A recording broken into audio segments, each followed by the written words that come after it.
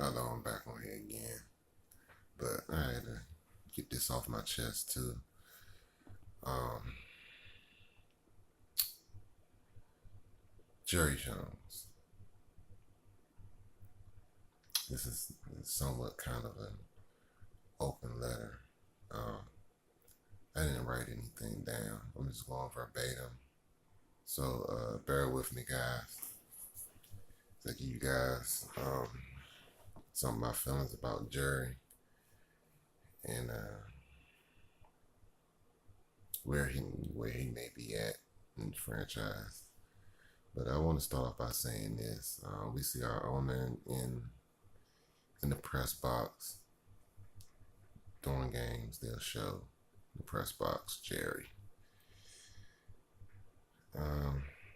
When it comes down to it, most of the time, especially this season, you'll see Jerry, and his face is so freaking red and purple. Looks like damn Oliver the Grape.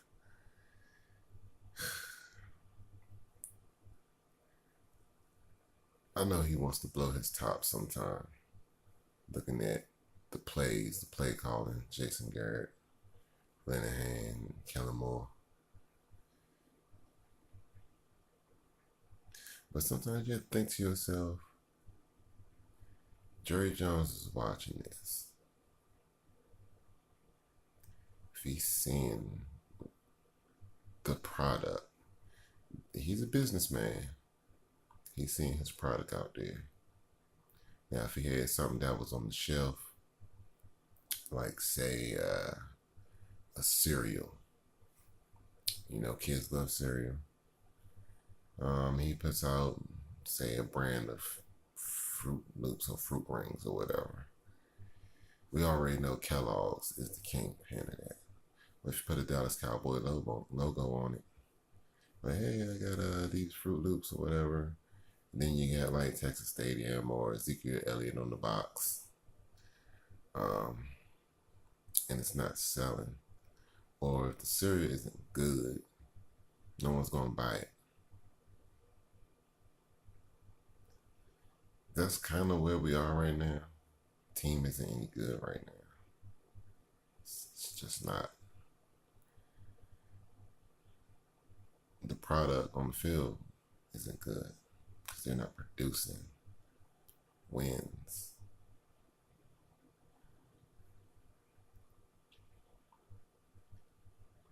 This has been 20 plus years now of losing, with 10 of these years being with Garrett. So he accounts for a body of work that of not being a good franchise. He's had 2 good winning seasons, 13-3 and 12-4, and 9-7 last year. He hasn't done nothing.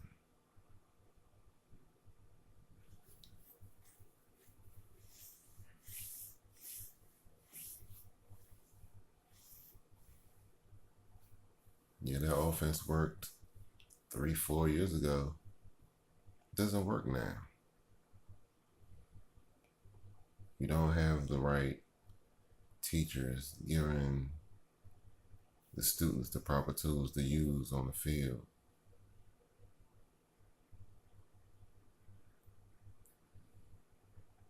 And if the coaches don't know how to use the players to their strengths, then why are you using them to their weaknesses?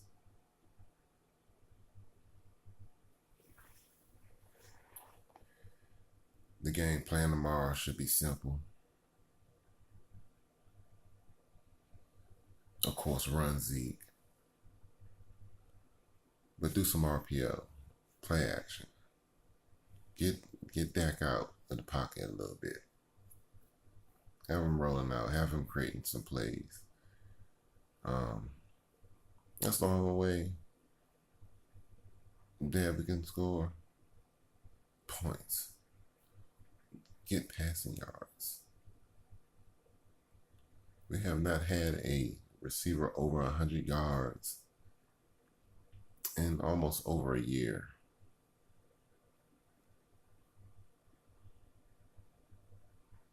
It's probably been longer than that. It's probably been a year and a half. The last player to do it was Dez Bryant.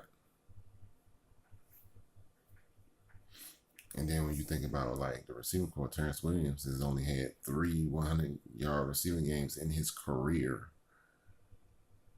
even with Tony Romo being the quarterback for him. So he's trash unless you're just not scheming him up. And to be honest with you, when we had Bill Parcells and we had Sean Payton and Romo, and we had I'm sorry. Bill Parcells, Romo, and Sean Payton. When we had Terry Glenn and T.O., they got the ball. Both sides of the field. We were shredding them up. Well, nothing you could do.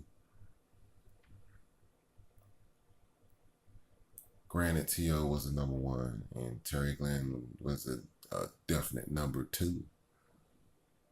But even with Allen Hurns, he's a number two. But again, still you can't get him to perform like a number two. He had Blake Bortles as his quarterback last year. Dak Prescott is better than Blake Bortles.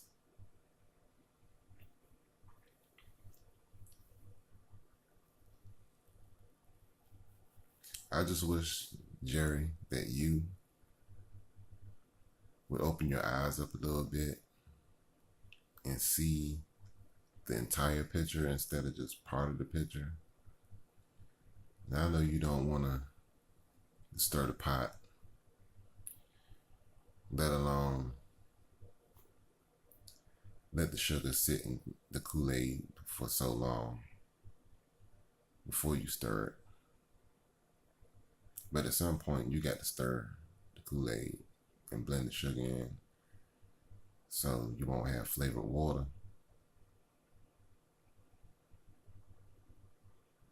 You want that Kool-Aid to taste good. You want this team to play good.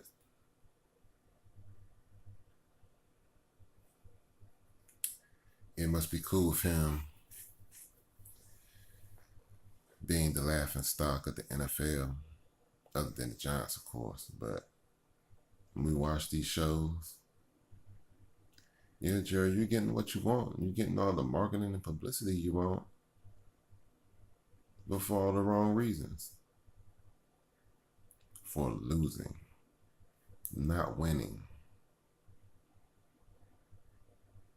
Back in the 90s when I was growing up, I could go to school on Monday morning and talk trash. I could go to school on Friday and talk trash and say, yeah, we're going to win on Sunday. Come back on Monday and talk more trash. All week long because I knew my Cowboys was going to win.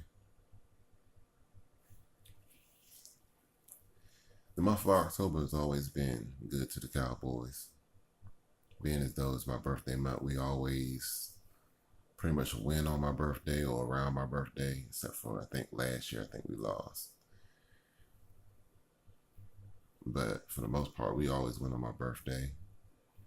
So we'll definitely see on this last Sunday of the month if the Cowboys can get a W from a birthday. But, Jerry, Steven, I don't care who's listening, who's watching. I hope someone from the organization is watching. Jerry, you really, really need to be more like Sosa. I know you've seen the movie Scarface. You have to be like Sosa. You might have to send them goons in to take out the coach in Linehan. Because he's fucking you. He's fucking you, Tony. Oh man, um, I don't know, man. I just hope Jerry finally realizes that it's not working. That it's no good. It's just no good. And Dak Prescott and Ezekiel Elliott, I wish they would pretty much do a LeBron James move and go to the top. Go to Jerry. Talk to him. I know they talk on a regular basis, especially him and Zeke. Zeke is a star player, so I know they pretty have a pretty decent relationship. I just wish players had more say in being open and honest about the coaching. Dak Prescott downplays a lot of things, and he takes blame for a lot of things. But you can't blame Dak Prescott for the last 10 years or the last 20. That being said, Jerry, you need to do something to help your quarterback. Because Dak Prescott is a gem. He'll go somewhere else, and he's going to become that great player that he was in 2016. It's your boy. I'm out, man. Peace.